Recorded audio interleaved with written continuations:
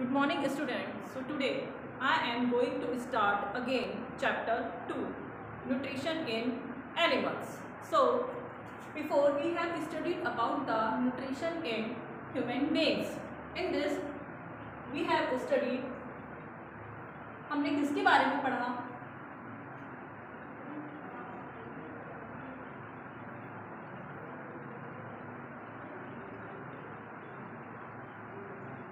First, mouth. Second, tongue. And third is salivary glands. So still we have discussing about the salivary glands. Actually, what is salivary glands? So salivary glands secrete a digestive juice called saliva. अब क्या होता है कि जो हमारी salivary glands होती हैं वो एक डाइजेस्टिव जूस को सिक्रीट करती हैं, उसे हम क्या कहते हैं? Saliva. Saliva contains an enzyme, और सलाइवा में क्या होता है? एक एंजाइम होता है. The name of enzyme is amylase that break down. वो क्या काम करता है? एंजाइम वो स्टार्च को शुगर में तोड़ने का काम करता है. So next is oesophagus.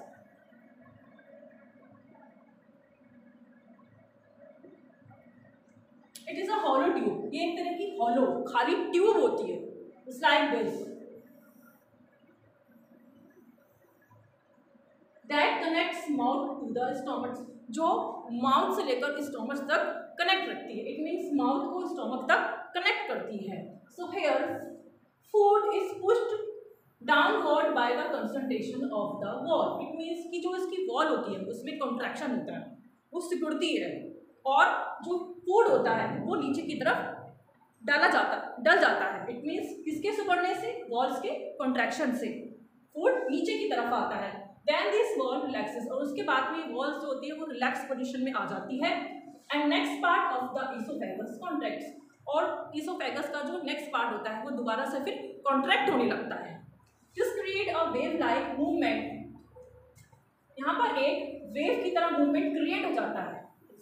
Wave movement called पेरिस्टॉल्सिस, और उसे हम क्या कहते हैं? Peristalsis. Next is stomach. So it is a J shape structure. ये एक जे शेप स्ट्रक्चर होता है.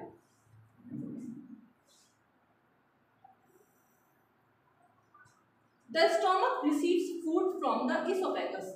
अब स्टोमक्स में जो फूड कहाँ से आता है? ईसोफेगस से. एट वन एंड, एक तरफ, वन साइड में, and open into a small intestine at the other end, और दूसरी तरफ ये कहाँ जाकर मिलता है? स्मॉल इंटेस्टाइन में. The gastric glands are present in the inner wall of stomach.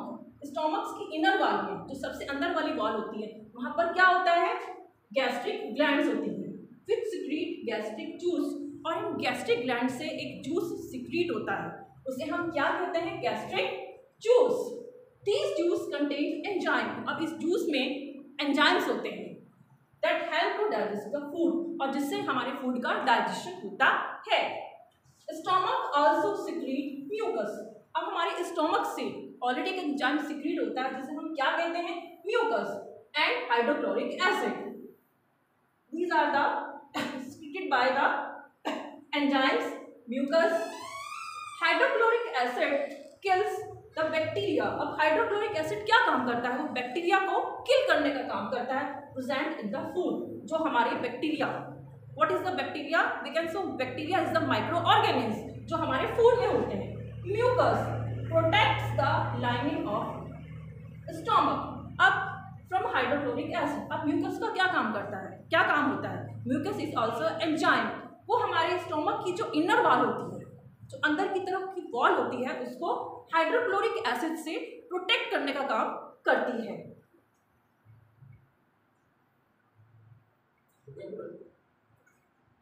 So diarrhea is also a disease. So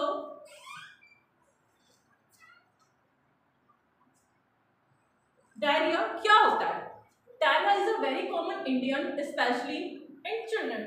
Diarrhea जो होता है वो जनरली क्या होता है? इंडिया में पाया होता है इंडिया के चिल्ड्रंस को, बेसिकली किसमें? बच्चों में.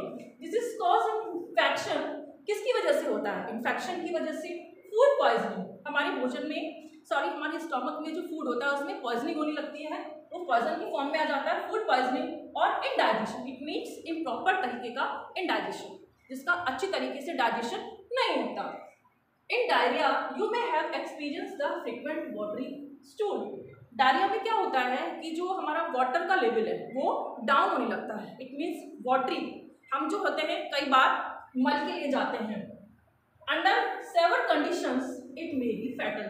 बहुत सारी गंभीर परिस्थितियों में, बहुत सारी कंडीशंस में ये हमारे लिए कैसी होती हैं, fatal. Meaning of fatal is घातक। It may be very dangerous for our all children because of the excessive lot of water and salt from the body। क्योंकि हमारी बॉडी से बहुत ज़्यादा क्वांटिटी में वाटर और सॉइल निकल जाता है। एट दिस टाइम, इस टाइम पर हमें क्या करना चाहिए? Patients need immediate treatment. Patients को इमीडिएट तत्काल ट्रीटमेंट की जरूरत होती है। And should be given plenty. और वो ट्रीटमेंट क्या हो सकता है कि plenty of boiled and cooled water with a pinch of salt and sugar dissolve in it.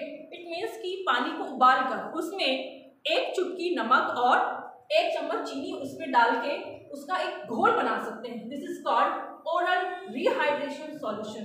और उस घोल को हम क्या कहते हैं? ORS। And the process of treatment is called, इस ट्रीटमेंट के इस प्रोसेस को हम कहते हैं oral rehydration therapy. Next, small intestine.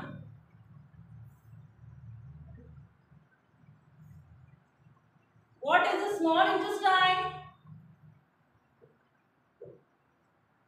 It is the longest part, about 7.5 meter of the alimentary canal. It means कि alimentary canal का सबसे लंबा भाग होता है, सबसे लंबा पार्ट होता है, longest part.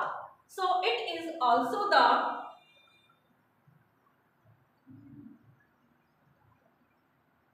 site of complete digestion. इसमें क्या होता है? हमारा डाइजेशन कंप्लीट होता है। हेयर, यहाँ पर क्या होता है? Carbohydrates completely break down into glucose. Carbohydrates का कंप्लीटली ब्रेक डाउन हो जाता है। इट मीन्स कार्बोहाइड्रेट पूरी तरीके से टूट जाते हैं, इसमें ग्लूकोज में, फैट्स में और fatty acid. Sorry, carbohydrates break down into glucose,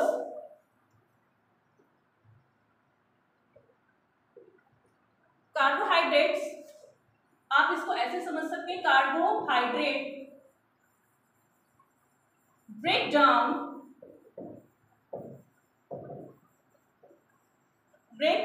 into glucose की फॉर्म में फर्स्ट, एंड फैट्स।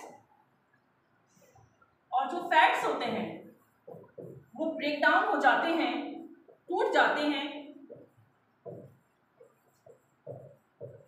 किसकी फॉर्म में? फैटी एसिड एंड ग्लिसरॉल की फॉर्म में।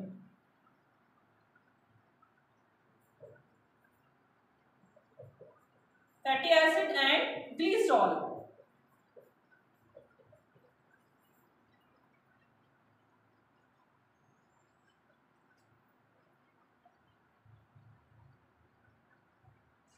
Thank you.